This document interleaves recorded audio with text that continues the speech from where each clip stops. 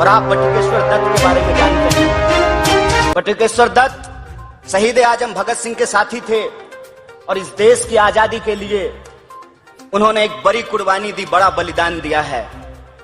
हमारा देश जब भी किसी आजादी के दीवाने को याद करता है, किसी क्रांतिकारी और बलिदानी को याद करता है, तो इस बात को याद दिलाता है कि यह आजादी गिफ्ट में नहीं मिला है। यह आजादी ऐसा नहीं है कि उपहार में हमको कोई दिया है। यह आजादी क्रांतिकारियों, आंदोलनकारियों के त्याग और बलिदान से हमको प्राप्त हुई है। और यह जो आजादी है, उस आजादी का मतलब क्या है?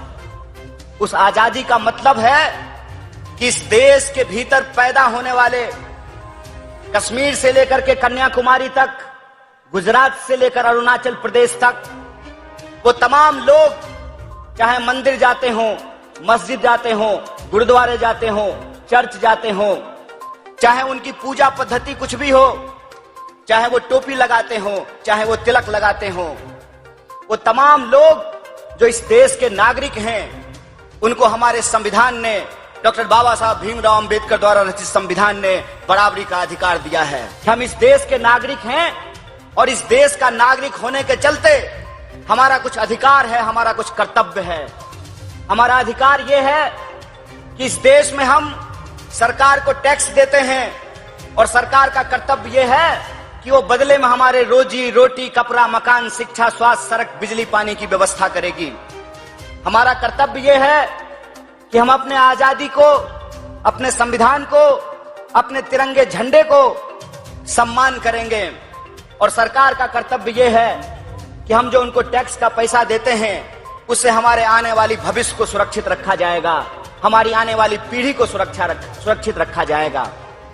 पिछले कुछ सालों से ऐसा महसूस हो रहा है कि इस देश के भीतर जो आम लोग हैं, उनकी भावनाओं को नहीं समझा जा रहा है, उनकी उम्मीदों को तोड़ा जा रहा है और टैक्स हमसे वसूला जाता है और माफी अपने दोस्तों को दिया जाता है।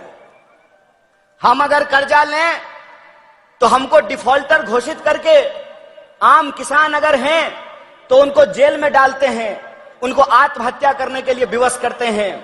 आपने महाराष्ट्र में भी ये देखा है, जो लोग सरकार के खिलाफ मुखरता से बोलते हैं, उनके ऊपर झूठे मुकदमे किए जाते हैं, उनको जेलों में डाला जाता है।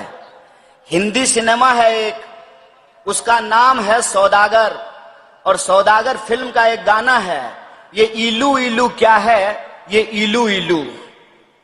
आजकल जिसके भी घर पे ईडी जाता है, ये ईडी ईडी क्या है, ये ईडी ईडी, वो तुरंत सरकार के लिए इलू इलू गाना शुरू कर देता है। तो मैं इस देश के आम लोगों से कहना चाहता हूं कि ये वक्त डरने का नहीं है। हमारे नेता माननीय राहुल गांधी जी कहते हैं कि इस वक्त हमको निराश होने की जरूरत नहीं है, इस वक्त हमको क्रोध करने की जरूरत नहीं है, इस वक्त हमको डरने की जरूरत नहीं है। हम वीर शिरोमणि छत्रपति शिवाजी महाराज की धरती पर जा रहे हैं। हम डॉक्टर बाबा साहब भीमराव अंबेडकर, फूले और साहू की धरती पर जा रहे हैं। ये संत गजानन की धरती है। इसीलिए मैं आप सबसे ये आग्रह करना चाहता हूं, आज सत्य के लिए खड़ा होने की जरूरत है। और सत्य पे जब आप खड़ा होंगे तो सत्य से शक्ति आती है, शक्ति से परिवर्तन होता है। और परिवर्तन ये है कि हम इस देश के तमाम लोगों को इस बात का भरोसा दिलाना चाहते हैं कि भारतीय राष्ट्रीय कांग्रेस इस देश के आम लोगों के हक अधिकार के लिए लड़ी थी, इस देश को आजादी दिलाई थी, और भारतीय राष्ट्रीय कांग्रेस इस देश के लोगों के लिए लड़ रही है और उस मिली आजादी को बचाने के लिए संघर्ष कर रही है। इसीलिए हमारा आपसे आग्रह है कि भारत जोड़ो यात्रा में आप अपने मुद्दे को लेकर के शामिल होइए। महिलाएं महिला सुरक्षा को लेकर के शामिल हो, नौजवान अपने रोजगार के लिए शामिल हो, कॉन्ट्रैक्ट पर काम करने वाले मजदूर अपनी मजदूरी के लिए शामिल हो, आत्महत्या करने के लिए विवश जो किसान हैं वो फसल के दाम के लिए शामिल हों, जिनकी नौकरियां कोरोना में चली गई वो अपनी नौकरियों के लिए शामिल हो, और जीएसटी और नोटबंदी के चलते जिनका रोजगार बंद हो गया, जिनके उद्योग धंधे बंद हो गए, तो आप उस गलत नीति के खिलाफ शामिल हो। अगर आप इस देश से प्यार करते हैं तो देश की एकता की भावना को लेकर के यह भारत जोड़ो यात्रा चल रही है। रोजी रोजगार के लिए, सबके शिक्षा के लिए, स्वास्थ्य के लिए और देश को एकजुट रखने के लिए नफरत के खिलाफ मोहब्बत का पैगाम लेकर के चलती हैं। आपको मोहब्बत चाहिए ना, देश से प्रेम है ना, तो आप सब लोग भारत जोड़ो यात्रा में शामिल हुए हैं। इसके लिए तो हम आपको धन्यवाद देते ही हैं। साथ ही साथ